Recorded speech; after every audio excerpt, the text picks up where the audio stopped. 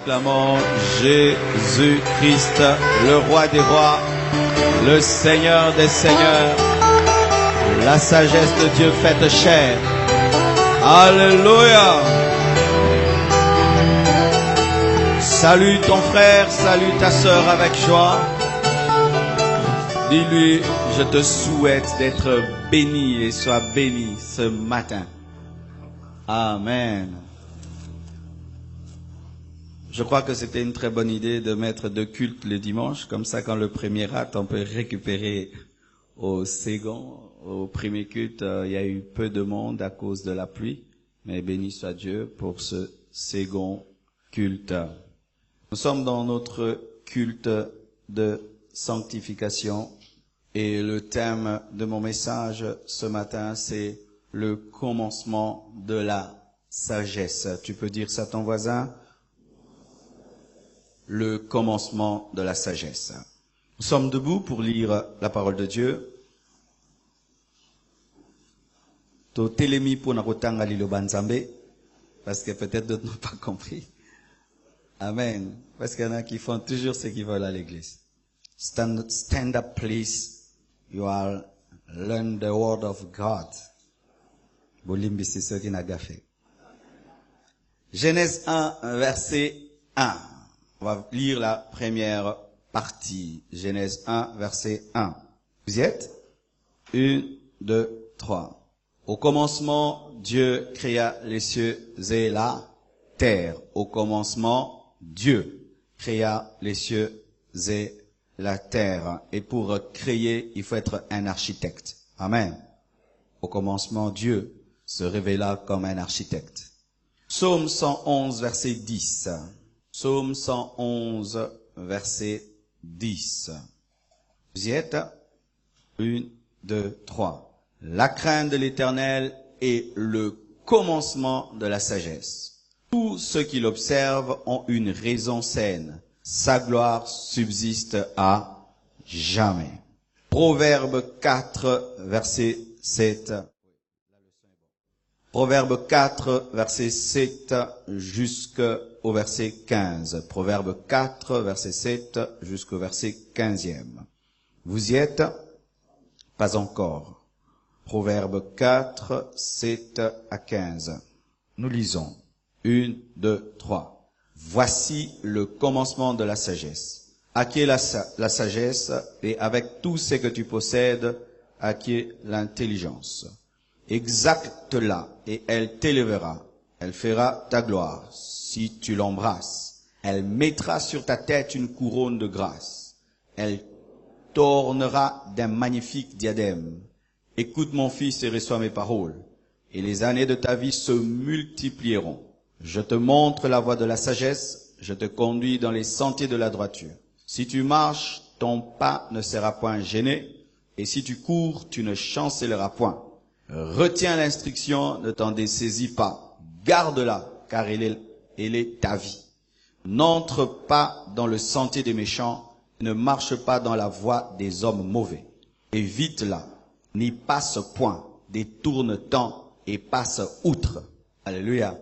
Ah, c'est beau la Bible. Évite-la, n'y passe point, détourne-t'en et passe outre. Waouh, c'est beau. Quelle littérature. Proverbe 1, verset 7. Proverbe 1, verset 7. Vous y êtes? 1, 2, 3. La crainte de l'Éternel est le commencement de la science. Les insensés méprisent la sagesse et l'instruction. Nous voyons là un mélange de la science, de la sagesse et de l'instruction.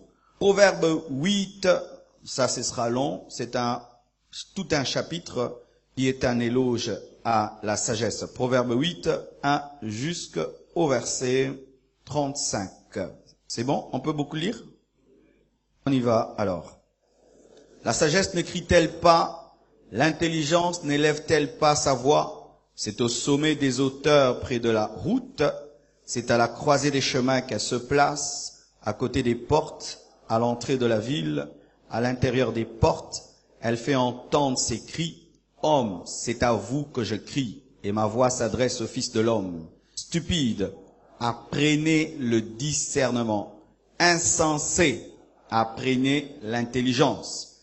Écoutez, car j'ai des grandes choses à dire, et mes lèvres s'ouvrent pour enseigner ce qui est droit. Car ma bouche proclame la vérité, et mes lèvres ont en horreur le mensonge.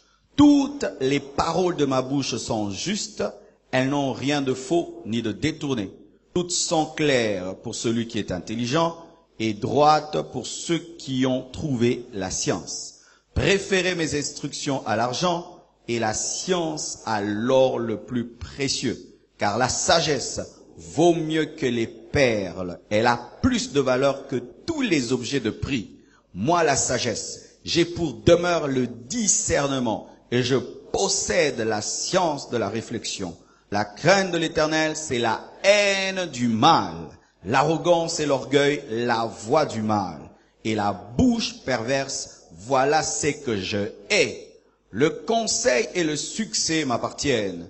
Je suis l'intelligence, la force est à moi. Par moi les rois règnent et les princes ordonnent ce qui est juste. Par moi gouvernent les chefs, les grands, tous les juges de la terre. J'aime ceux qui m'aiment et ceux qui me cherchent me trouvent. Avec moi sont la richesse et la gloire, les biens durables et la justice. Mon fruit est meilleur que l'or pur, et mon produit est préférable à l'argent. Je marche dans le chemin de la justice, au milieu des sentiers de la droiture, pour donner des biens à ceux qui m'aiment, et pour remplir leurs trésors. L'Éternel m'a créé la première de ses œuvres, avant ses œuvres les plus anciennes. J'ai été établi depuis l'éternité, dès le commencement, avant l'origine de la terre. Je fus enfanté quand il n'y avait point d'abîme, point de source chargée d'eau, avant que les montagnes soient affermies, avant que les collines existent, je fus enfanté.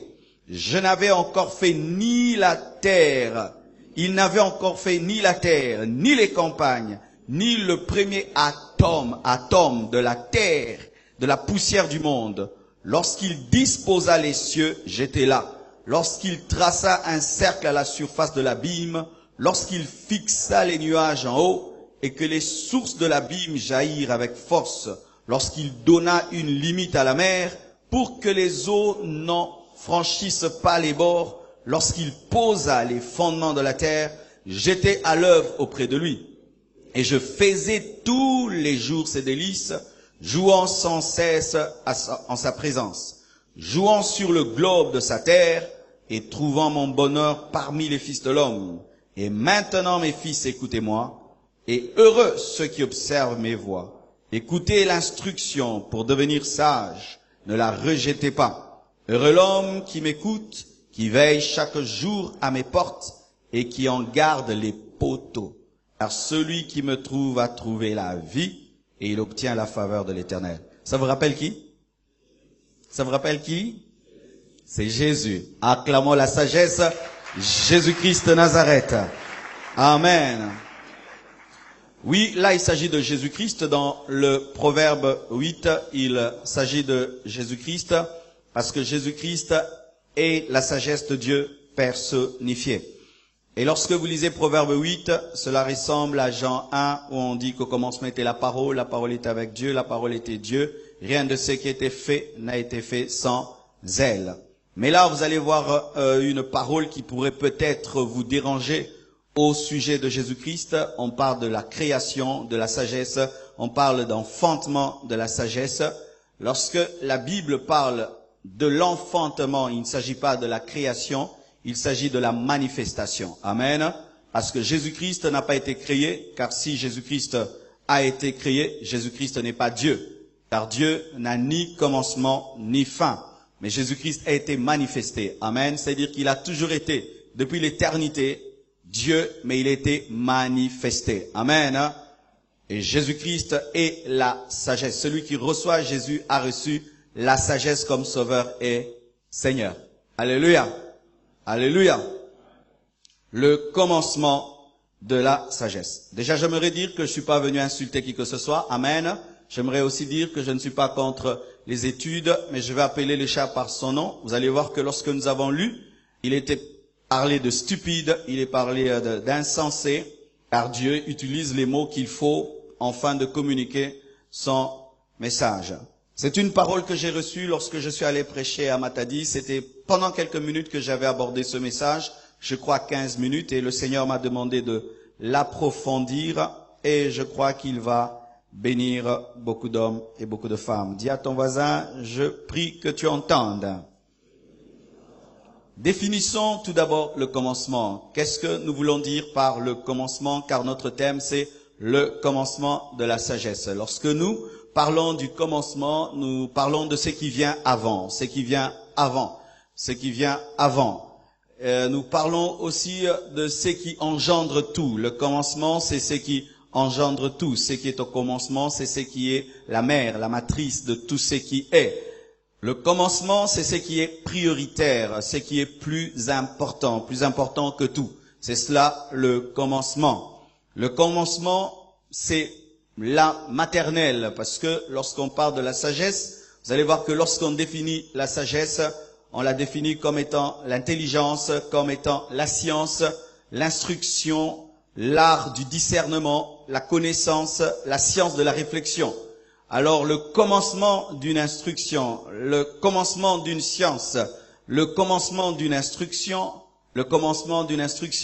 d'une science, c'est la maternelle. Lorsque tu veux devenir un grand médecin, tu commences à la maternelle où on t'apprend à différencier les couleurs, la différence entre le bleu ciel et le bleu de nuit, où on t'apprend à différencier entre une pomme et une poire, on t'apprend à différencier entre une mangue et un avocat. À la maternelle, tu apprends des choses qui sont fondamentales et qui paraissent au début comme étant ne servant à rien, mais avec le temps, nous avons compris que les gens qui n'ont pas fait la maternelle ont beaucoup de difficultés, surtout dans le domaine des couleurs, où on a du mal à différencier le bleu ciel du bleu de nuit et le bleu marine. Quelle est la différence entre le bleu de nuit et le bleu marine? Quelle est la différence entre le bleu quelle est la différence entre la couleur pourpre et la couleur violette? Ce sont des choses qu'on ne maîtrise pas parce qu'on a sauté une petite étape qu'on appelle la maternelle. Mais aujourd'hui, je ne suis pas venu vous parler de la maternelle dans une école de ce monde. Je suis venu vous parler de la maternelle à l'école de Dieu, car Dieu aussi a une école. Amen. Il a une école des coups durs, une école où il y a des distinctions dans la destinée, une école où il récompense par le succès, par la gloire. Il y a aussi une école de Dieu. Mais il y a des conditions pour accéder à cette école. Aujourd'hui, je veux vous parler de la maternelle à l'école de Dieu. Car la Bible dit que le commencement de la sagesse, le commencement de l'instruction, le commencement de l'intelligence divine, le commencement de la science de Dieu, la maternelle de l'école de Dieu.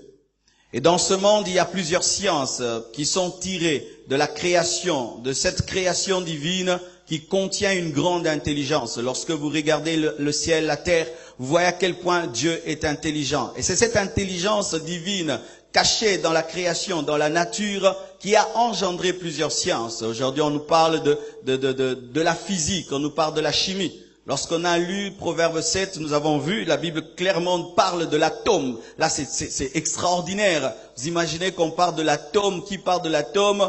L'Ecclésiaste, ça c'est terrible. Amen. Montrant déjà que Dieu a créé la physique, il a créé la chimie, il a créé la biologie, il a créé l'astronomie, qui est différente de l'astrologie, qui est occulte. Dieu a créé toutes ces choses, et lorsque l'homme va à l'école, ce n'est pas qu'il invente quoi que ce soit, il va seulement découvrir ce que Dieu a déjà créé. Amen. Hein? Alléluia. Et lorsque nous lisons la parole de Dieu, quel est le commencement de la sagesse de Dieu? Quel est le commencement de la sagesse de Dieu? Quelle est la maternelle à l'école de Dieu? Où est-ce qu'on commence à l'école de Dieu? Quel est le premier pas à l'école de Dieu? Quel est le commencement de la sagesse? Quel est le commencement de l'intelligence? Quel est le commencement de l'instruction? Quel est le commencement de la science selon la parole de Dieu? Quel est le commencement? Le commencement de la sagesse de Dieu, c'est la crainte de Dieu. Le commencement de la sagesse de Dieu, c'est la haine du mal. Le commencement de la sagesse de Dieu, c'est la sanctification. Le commencement de la sagesse de Dieu, c'est l'humilité. Le commencement de la sagesse de Dieu, c'est la pureté, la simplicité. Le commencement de la sagesse de Dieu, c'est l'écoute de la parole de Dieu. Quand tu écoutes la parole de Dieu, c'est le commencement de la sagesse de Dieu. C'est l'amour de la vraie sagesse qui est Jésus-Christ. Le commencement de la sagesse, c'est de trouver Jésus-Christ, la sagesse personnifiée. Alléluia. C'est ça le commencement de la sagesse. C'est pourquoi, bien-aimés frères et sœurs, sur base de cette introduction, je vais dire quelque chose qui est peut-être dérangeant, quelque chose qui est fort, quelque chose qui va te déranger, mais sur base de cette introduction, voici ce que j'ai conclu avec le Saint-Esprit. Je conclus que celui qui n'a pas la crainte de Dieu, celui qui n'a pas Jésus-Christ, la sagesse de Dieu, celui qui n'a pas la haine du péché, même s'il étudie, il n'a pas étudié. Alléluia. Celui qui n'a pas la crainte de Dieu, celui qui n'a pas la haine du péché, même s'il a des diplômes, il n'a pas de diplômes. Celui qui n'a pas Jésus-Christ dans sa vie, même s'il est appelé savant, il est bête. Celui qui n'a pas la crainte de Dieu, même s'il est appelé grand philosophe, la Bible l'appelle stupide. Celui qui n'a pas la crainte de Dieu, même s'il est appelé grand professeur, Dieu l'appelle insensé. Car la Bible dit que le commencement de la science n'est pas la science, mais le commencement de la science, c'est la crainte de Dieu. Alléluia. Oui, frères, sœurs, il se peut que tu es très attaché à tes diplômes. Aujourd'hui, comme Paul qui est tombé de son cheval, tu vas tomber de l'orgueil de tes diplômes afin de présenter ton humilité à Dieu pour qu'il puisse te fermer les yeux, afin de les ouvrir, car beaucoup ici, il faudrait que Dieu les fasse tomber de leur cheval pour qu'ils puissent connaître la vraie sagesse. Alléluia. Je confirme et je dis, bien-aimé, que celui qui n'a pas ces choses n'est même pas la maternelle, il n'a même pas commencé les études. Beaucoup ici pensent qu'ils sont licenciés, alors que devant Dieu, ils n'ont jamais étudié, ils font l'école buissonnière. Alléluia. Celui qui a des diplômes et qui ne craint pas Dieu n'a jamais étudié, c'est un analphabète spirituel. Celui qui est docteur en ceci, en cela, mais qui n'a pas la haine du péché, c'est quelqu'un qui n'a jamais étudié. Il n'a jamais fréquenté l'école, jamais il n'est allé à l'école. C'est un analphabète spirituel. C'est ainsi que vous voyez un grand homme comme Nicodème, qui était un docteur de la loi, qui ne pouvait maîtriser les lois de la nouvelle naissance, alors que Pierre, qui était le pêcheur de poissons, qui n'avait pas ses diplômes, les maîtrisait. Pourquoi? Corneille n'avait pas étudié, alors que Pierre était à l'école. C'est pourquoi vous allez voir un grand homme rempli de diplômes, tu lui donnes la Bible, il ne comprend pas, mais tu prends la même Bible, tu donnes un enfant de l'écodime, il la maîtrise. Pourquoi? Celui qui a des diplômes n'a pas étudié, mais celui qui a l'écodime, il est déjà à l'école primaire. Bien-aimé, je te pose la question ce matin, as-tu étudié? Alléluia. As-tu étudié? Il y a beaucoup de gens qui sont ici, n'ont pas étudié. Et je vais te démontrer que tu n'as pas étudié. Car si tu avais étudié, tu allais avoir vraiment le comportement de quelqu'un qui a étudié. Celui qui n'a pas ces choses n'est même pas la maternelle divine. Celui qui n'a pas ces choses est un analphabète spirituel. Celui qui n'a pas ces choses ne connaît rien. Même s'il connaît beaucoup, il ne connaît rien. Pourquoi? Si tu ne maîtrises pas 0, comment est-ce que tu vas maîtriser 1? Tu ne maîtrises pas le commencement, comment est-ce que tu vas maîtriser la suite? Tu ne maîtrises pas la base, comment est-ce que tu vas maîtriser le reste? Bien-aimés frères et sœurs, il peut se faire que tu penses que tu es très intelligent. Et dans votre famille, on dit, ah, moi, Nazamaël. Mais Dieu, quand il te voit, il t'appelle stupide. C'est bon. Je sens que les esprits s'échauffent. Et si certains avaient des pierres, ils allaient les lancer. Garde un peu tes pierres. Voici. Comment expliquez-vous à un médecin qui maîtrise la médecine et qui maîtrise que la cigarette peut donner la cirrhose, hein? La cirrhose ou le cirrhose? La cirrhose de foie, mais le médecin est un fumeur alors qu'il maîtrise qu'il peut attraper le cancer. Qu'est-ce qui fait qu'un médecin qui sait qu'il peut attraper le cancer en fumant puisse fumer? C'est parce qu'il n'a pas étudié. Parce que s'il avait étudié, il n'allait pas fumer. Mais pourquoi est-ce qu'il fume? Même s'il sait que ça peut le tuer, mais c'est parce qu'il n'a pas étudié. Il n'a pas la crainte de Dieu qui fait qu'il n'a pas étudié. Comment un médecin qui sait que le sida peut tuer peut être impudique avec les infirmières? C'est parce qu'il n'a pas étudié, c'est pourquoi il est impudique malgré qu'il est médecin. Celui qui est médecin mais qui n'a pas la crainte de Dieu n'a pas étudié. Parce que quelqu'un qui a étudié, il va fuir la mort. Mais comment est-ce que malgré tes diplômes, tu poursuis la mort alors que tu sais que le sida donne, l'impudicité donne le sida? Pourquoi? Tu n'as pas étudié. Comment expliquer un ministre qui vole malgré la maîtrise de l'économie? C'est un professeur en économie. Tu fais de lui le ministre de quoi? Le ministre de quelque chose, fait pas de problème, mais il vole dans la caisse de l'État. Vous savez pourquoi? Ce ministre-là n'a jamais étudié. Dans ce pays, il y a beaucoup de ministres analphabètes. C'est pourquoi le pays est par terre, parce que ce sont des analphabètes qui sont en train de nous diriger. Il est grand professeur 2 et 2 et 2 et 2. Mais tu lui donnes le poste, celui qui est en train de voler. Où est la maîtrise de l'économie? Où est la maîtrise de l'épargne? Où est la maîtrise? Il a des grands diplômes, mais comme il n'a pas étudié, il volera. C'est pourquoi je prie que Dieu élève des vrais enfants de Dieu dans ce pays, qui ont la crainte de Dieu, qui ont la sagesse de Dieu. Sinon, si nous comptons sur des païens, nous échouerons encore. Pourquoi? Nous élevons des personnes qui n'ont pas étudié. Alléluia. Comment expliquer un homme qui a une maîtrise en anthropologie? Vous connaissez l'anthropologie, hein? Ça fait un gros mot, anthropologue, hein? Il maîtrise les choses humaines, mais il ne comprend pas qu'il ne peut pas sortir avec sa fille, il est dans l'inceste. Mais c'est un professeur en anthropologie, mais qui vit dans l'inceste. Professeur en anthropologie, mais qui vit dans l'inceste, mais qui ne comprend pas que dans l'anthropologie, papa ne peut pas aller avec sa fille, mais malgré les diplômes d'anthropologie, il est dans l'inceste parce qu'il n'a pas étudié. Comment expliquer quelqu'un qui est docteur en biologie mais il est homosexuel alors que rien qu'à étudier le corps de la femme, tu comprends que la femme ne peut pas aller avec la femme, que l'homme ne peut pas aller avec l'homme. Rien que la biologie, quand tu vois seulement l'homme, tu vois l'homme et l'homme ça ne va pas. L'homme et l'homme ça ne va pas. Mais lui il est docteur en biologie et il est homosexuel. Pourquoi? Il n'a pas étudié. Il doit recommencer l'école parce qu'il n'a pas étudier.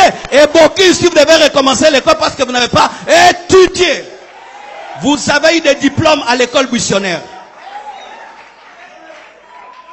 Comment expliquer un avocat qui maîtrise le droit, mais qui plaide la cause d'un insensé, d'un injuste? On emprisonne l'innocent et lui, il a son argent. C'est parce que cet avocat n'a pas étudié. Et beaucoup d'avocats n'ont pas étudié. Ils ont étudié au campus, mais ils n'ont jamais été à l'école de Dieu. Ce qui fait que leur diplôme n'est rien. Dieu les appelle stupides, insensés.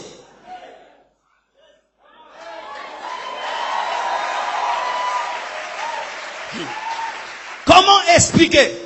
Et j'ai beaucoup de fils ici qui veulent aller étudier la théologie. Lorsque tu iras étudier la théologie, tu seras estomaqué, tu seras stupéfait. Parce que quand tu casses aussi les études, il faut dire des gros mots parce que certains vont croire que tu es contre les études. Estomaqué, stupéfait, abasourdi. Tu seras stupéfait de voir un professeur de théologie qui te dit que Dieu n'existe pas, qui te dit que la mer rouge ne s'est jamais divisée en deux. Tu sais pourquoi? C'est un professeur de théologie qui n'a jamais rencontré le Dieu qu'il est en train d'enseigner. Pourquoi? Il n'a jamais étudié. Mais tu vas voir un enfant à l'école, il te dit, Moïse a élevé le bâton et la puissance de Dieu a divisé la mer rouge en deux. Mais le professeur en théologie ne croit pas cela. Pourquoi? Il n'a pas étudié. Comment expliquer un élève en théologie qui triche?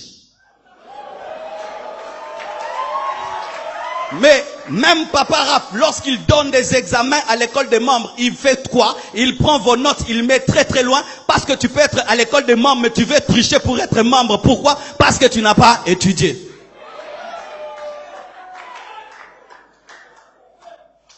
Alléluia. Il est sociologue, mais il est polygame.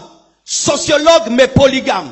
Il sait que la polygamie déclenche des problèmes entre les enfants, entre les demi-frères et les demi-sœurs, des problèmes d'héritage, que ça cause un problème de pauvreté, mais malgré sa sociologie, son doctorat en sociologie, il a 4 femmes et il a 4 belles familles.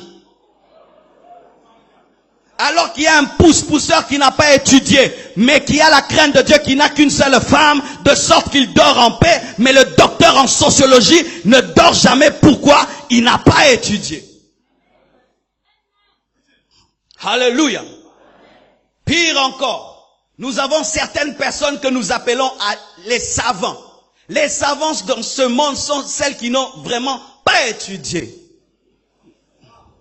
Les savants. Les savants dans ce monde sont parmi ceux qui n'ont vraiment pas étudié. Les savants. Voilà la preuve qu'ils n'ont pas étudié. Parce que lorsque quelqu'un dit qu'il a fait la maternelle, tu lui dis quelle est la différence entre le blanc et le blanc cassé, et il ne sait pas, tu sauras qu'il n'a pas fait la maternelle. Et je vais vous prouver qu'ils n'ont pas fait la maternelle de Dieu, les savants. Voilà. Les savants nous disent que comme on est là, nos arrière-grands-parents, ce sont les bonobos. Vous imaginez un savant, docteur 2 et docteur 2 et docteur 2 et docteur 2, quand tu lui dis, cher savant, qui m'a créé? Il dit, Dieu ne t'a pas créé. Tu es le produit de l'évolution. C'est qu'un singe a évolué jusqu'à devenir un homme aussi intelligent que toi. Un savant qui croit que les singes peuvent devenir un homme, alors que les singes, depuis qu'ils sont singes là, ils n'évoluent pas. Mais pourquoi les singes d'aujourd'hui n'évoluent pas? Seulement les singes de ce temps-là, qu'est-ce qu'ils mangeaient? Ça prouve qu'il n'a pas étudié parce qu'il est capable de croire que un singe peut donner un homme aussi intelligent, alléluia, aussi mystérieux que toi, aussi spirituel que toi. Tu es venu d'un singe. Leur intelligence fait qu'ils puissent faire des fusées. Et puis ils vont sur la Lune ou sur sur Mars. Et puis quand ils arrivent là, ils disent, vous dites que Dieu est au ciel, que Dieu est au ciel. Je suis sur Mars, où est Dieu? On t'a dit que Mars c'est le ciel. On t'a dit que Mars c'est le ciel. Tu arrives chez moi, tu t'arrêtes à mon balcon et puis tu dis que tu m'as pas vu alors que je me cache dans la chambre. Et puis tu dis que je n'habite pas ma maison. Tu vois qu'ils n'ont pas étudié. Encore ils disent, si c'est Dieu qui a créé les cieux et la terre, mais on ne l'a pas vu créer, donc il n'existe pas. Ah bon? Je réponds maintenant. Qui d'entre vous a vu le jour qu'on a fait cette chair? Qui a vu? Alors je vous dis, comme vous n'avez pas vu celui qui a créé cette chair s'est créée elle-même. Parce que vous n'avez pas vu. Parce qu'ils disent, comme ils n'ont pas vu la main de Dieu qui crée, donc Dieu n'existe pas, la terre s'est créée elle-même. Vous aussi, comme vous n'avez pas vu cette chair être créée, j'aimerais vous dire que cette chair est tombée du ciel, chair.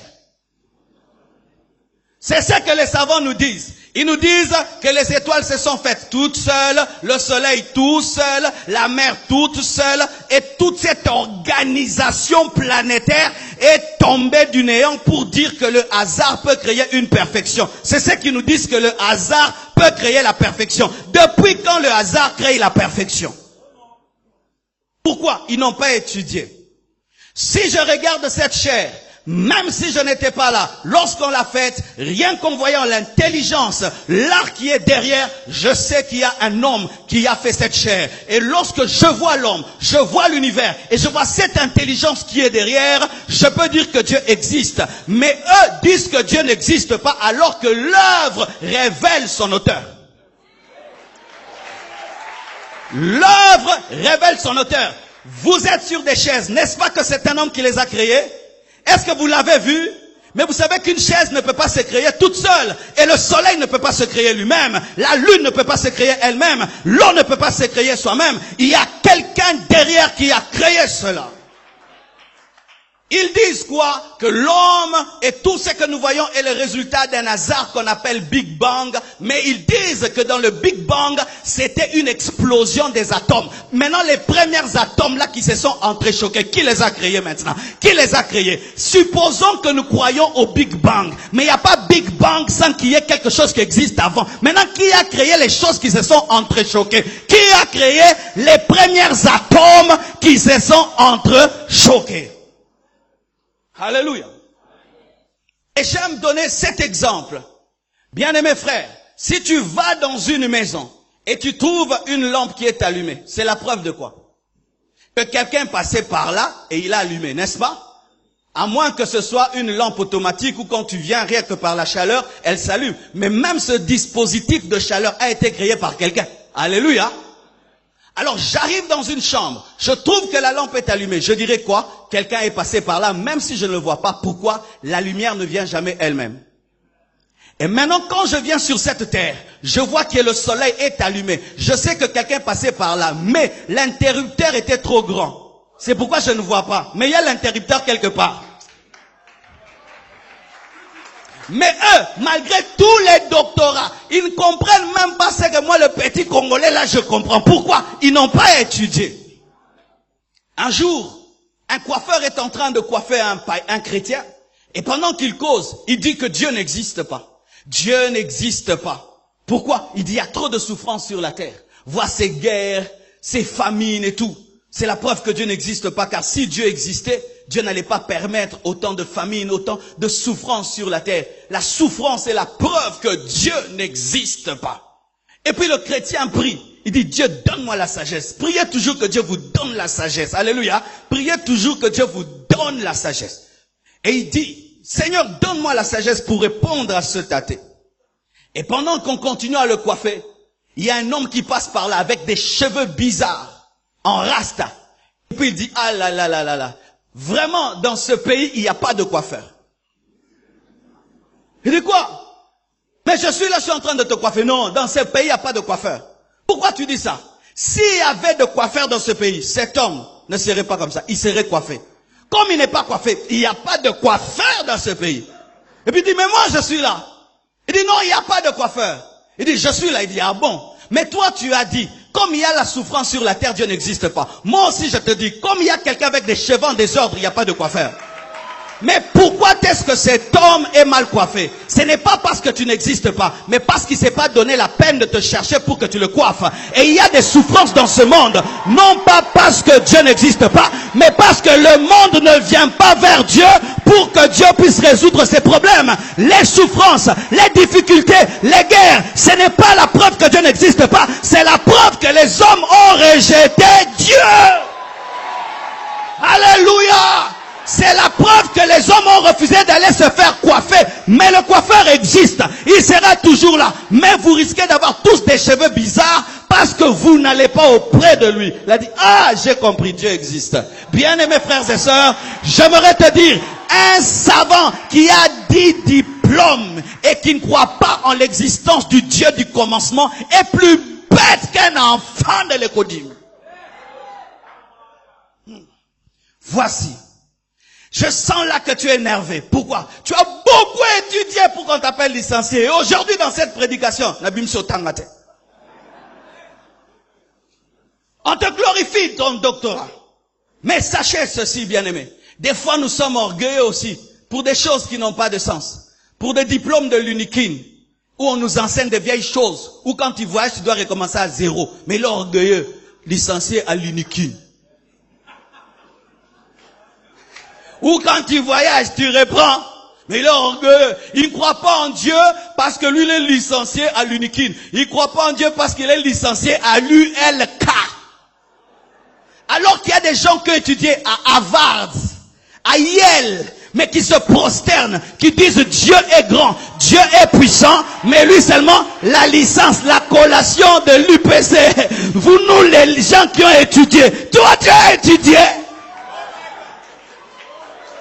Un diplôme de 80%, mais tu sais que toi-même tu ne maîtrises pas le français, mais tu es orgueilleux d'avoir distingué. Mais yo moroyebi que ceux qui babandeli des fois na okokate. Quittez l'orgueil intellectuel. Quittez l'orgueil intellectuel. La crainte de Dieu, c'est le commencement de la sagesse. La crainte de Dieu, c'est le commencement de l'intelligence. Un homme qui a des diplômes, mais qui n'a pas la crainte de Dieu, est un analphabète spirituel.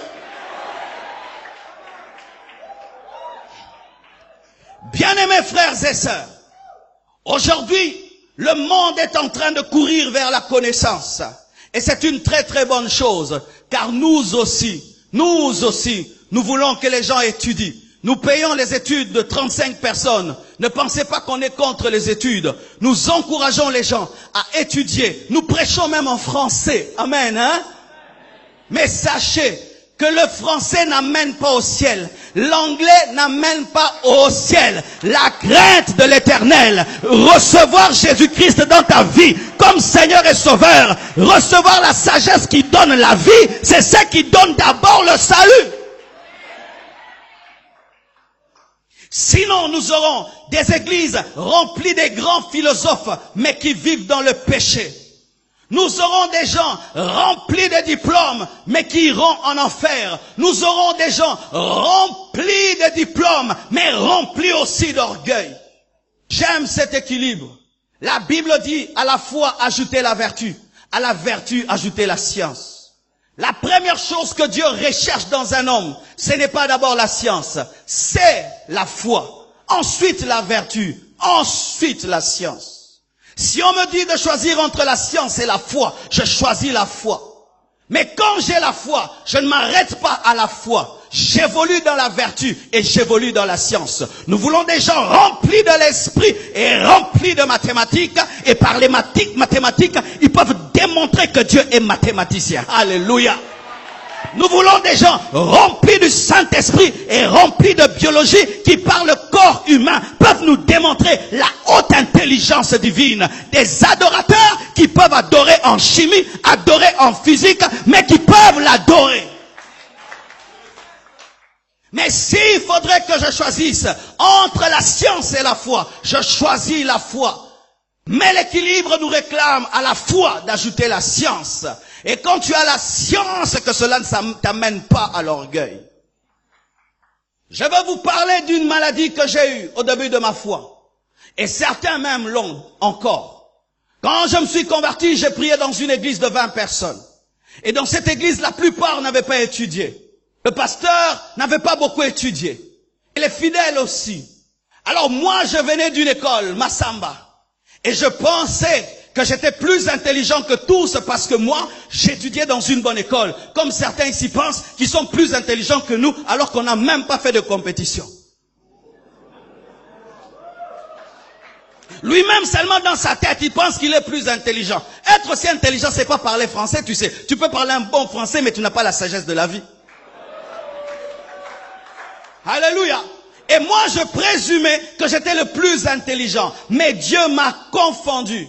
Lorsqu'on faisait des études bibliques le matin, il y avait un frère, il lisait beaucoup la parole de Dieu, mais lui, il n'avait pas étudié. Il avait une Bible en lingala.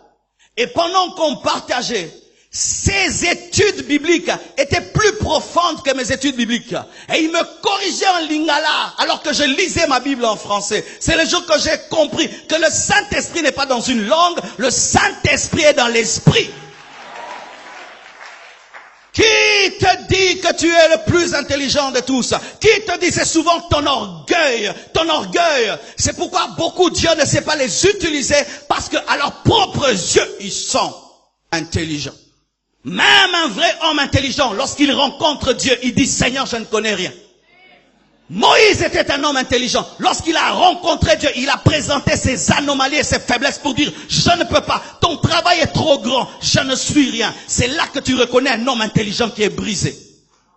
Mais un homme qui est intelligent et qui n'est pas brisé, il présente ses capacités et tout le reste. Mais je veux te révéler quel est ton diplôme. Dans la multiplicité de ce que Dieu a créé, ton diplôme ne fait partie que d'un millième de ce que Dieu a créé.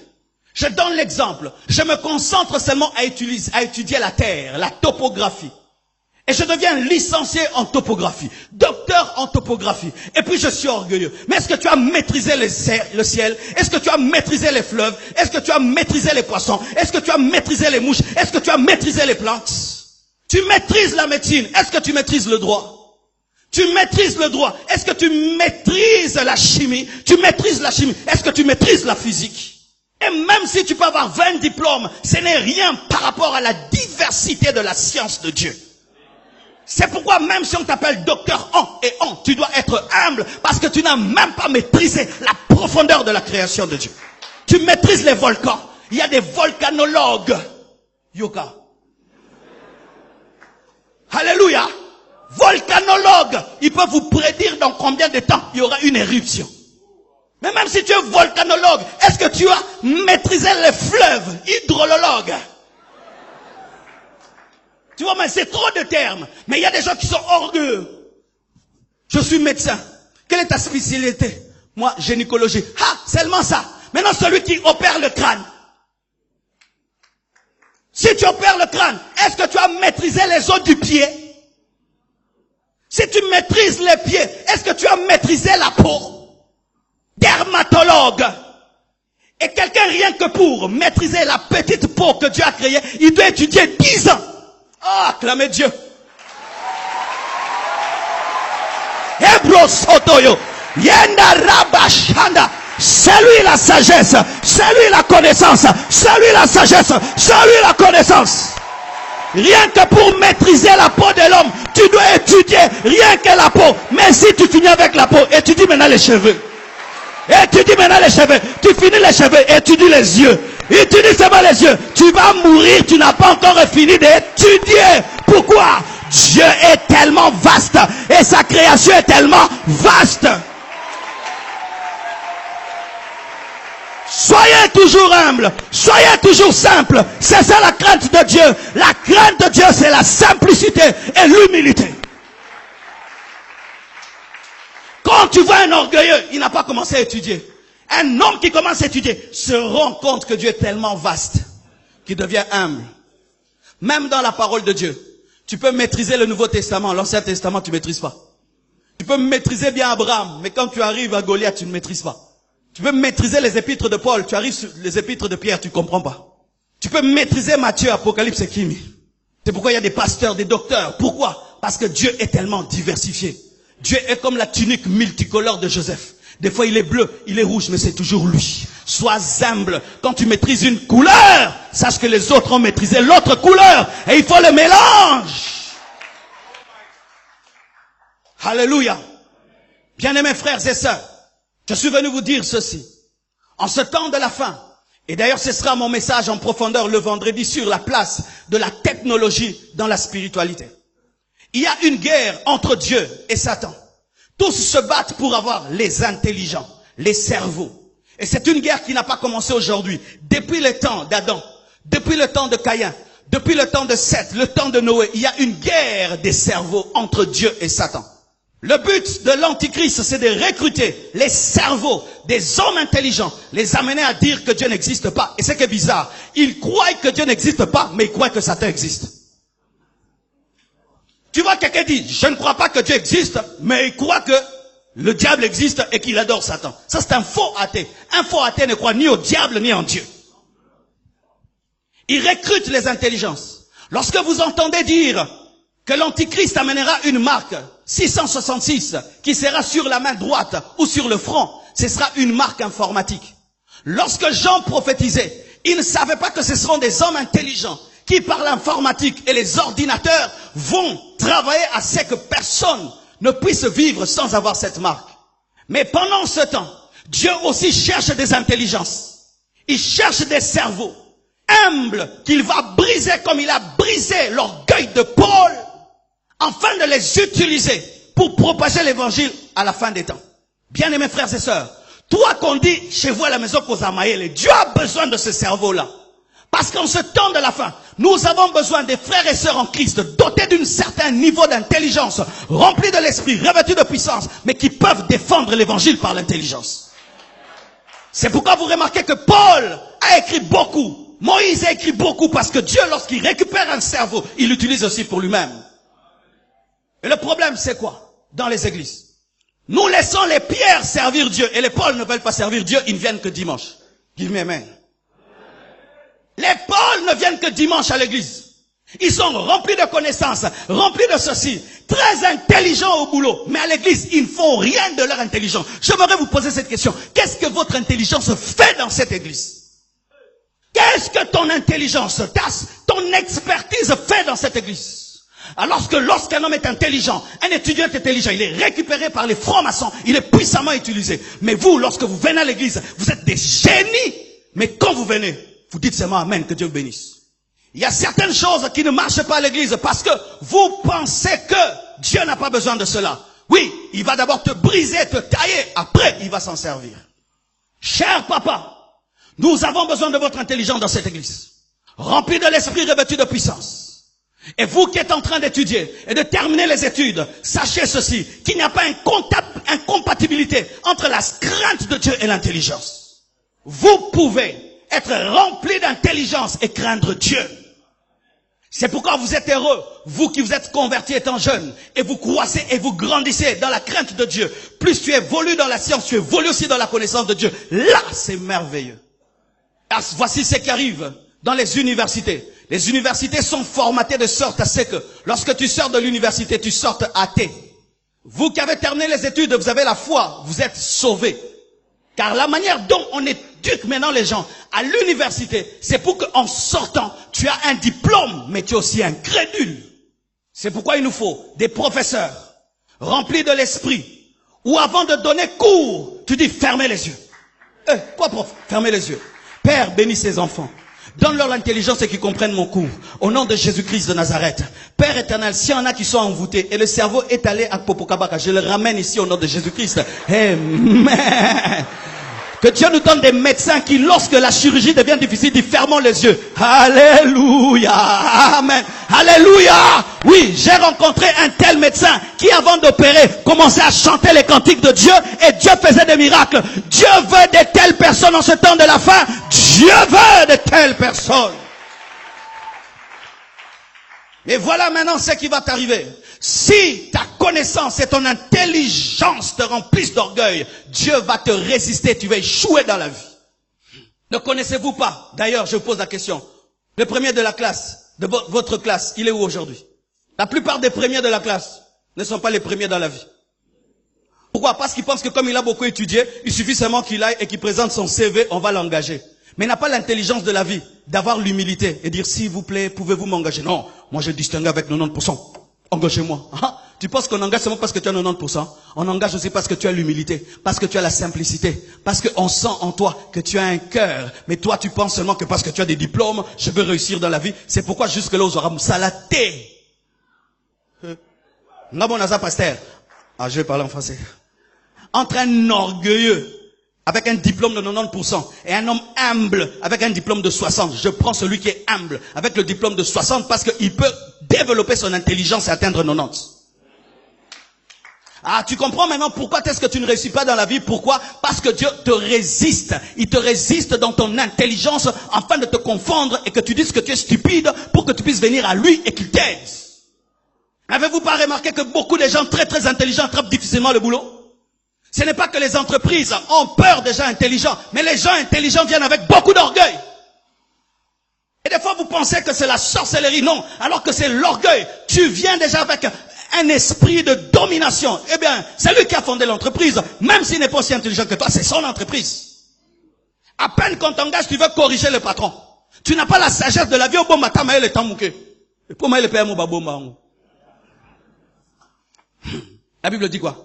Lorsqu'on est venu dire à Jacob qu'on avait pris sa fille, il a remarqué que ses fils n'étaient pas à côté de lui. Il a gardé le silence. Pourquoi? Il n'était pas en position de force. Il a attendu que son armée composée de ses fils vienne pour parler. Pourquoi? L'intelligence.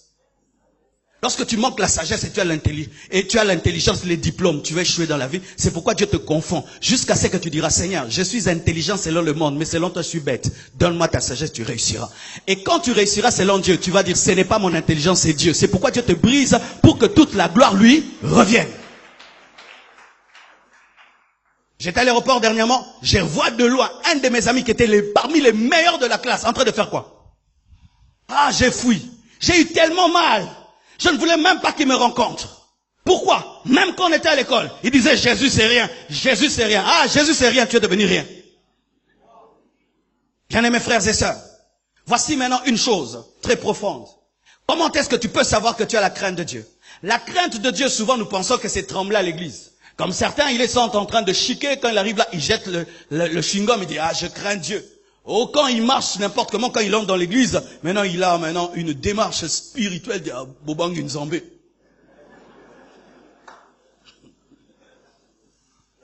Ah oui, il y a des gens, des fois mettez-vous à la porte et vous allez remarquer comment est-ce que les gens changent. Il vient là, oh Nzambe, présence en Nzambe.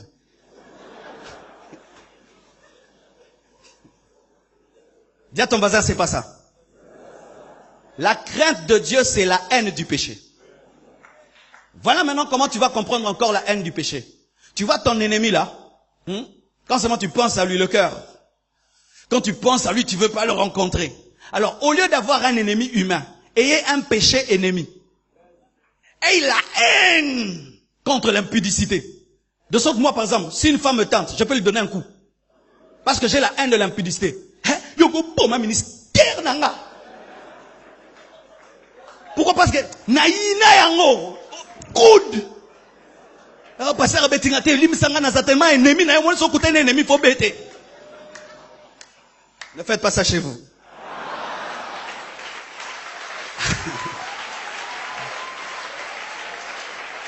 Et qu'est-ce qui arrive? Lorsque quelqu'un a la haine d'une chose, il dégage cela, n'est-ce pas? Il dégage cela. De sorte qu'il y a des gens au milieu de vous, on sait que si tel est dans cette fête, il ne viendra pas, n'est-ce pas? Alors s'il y a la musique mondaine dans cette fête-là, tu ne viens pas, pourquoi ton ennemi sera là? Vous comprenez ça? Alléluia. Si, tu dis, il y aura la musique mondaine là-bas. Ah, je ne viendrai pas, pourquoi mon ennemi sera là? Ah, je n'aime pas cette musique avec un 14e prophète. Je n'aime pas. Je n'aime pas. Moi, je sais qu'il n'y a que 12. Alléluia. Est-ce que tu as la haine ou tu ne supportes pas? Ou un homme seulement commence, il te touche là. Hey, hey, la haine. Quelqu'un te propose seulement la corruption. C'est comme s'il t'a insulté. Donc tu penses que moi, je peux accepter. Non, j'ai pas. Mais et qu'est-ce qui arrive? Lorsqu'une personne a la haine d'une chose, cette haine est connue. De sorte que des fois, les gens ne se donnent même plus la peine de venir te tenter. Ils savent que, problème. Je suis parmi les pasteurs non tentés à Kinshasa. On me tente pas. Oui. Dans cette église, les sœurs ne me tentent jamais. Quand vous prophétisez pas le contraire, hein, faux. Vous savez pourquoi? Jamais, jamais, depuis que je suis venu c'est limité, jamais une seule sœur ne m'a tenté. Jamais. Pourquoi? Parce qu'elle sait que si elle ose, je vais venir dire à la chair. Je vais dire à Maman Blanche. On va aller la chercher avec tous les anciens de l'église pour qu'elle nous explique pourquoi elle veut tuer l'œuvre de Dieu et la compassion. Comme Dieu dégage ça, ça va s'arrêter en chemin. Tu vas arrêter le péché en chemin. Dégage tellement l'odeur de la haine que ça ne viendra pas. Ainsi, tu peux connaître le niveau d'étude spirituelle d'un homme par sa haine du péché. Dis tout ce que tu veux. Je suis intelligent. Je connais le grec et l'hébreu. C'est pas cela. Le niveau de ta haine révèle le niveau de ton doctorat spirituel. Que Dieu vous bénisse abondamment.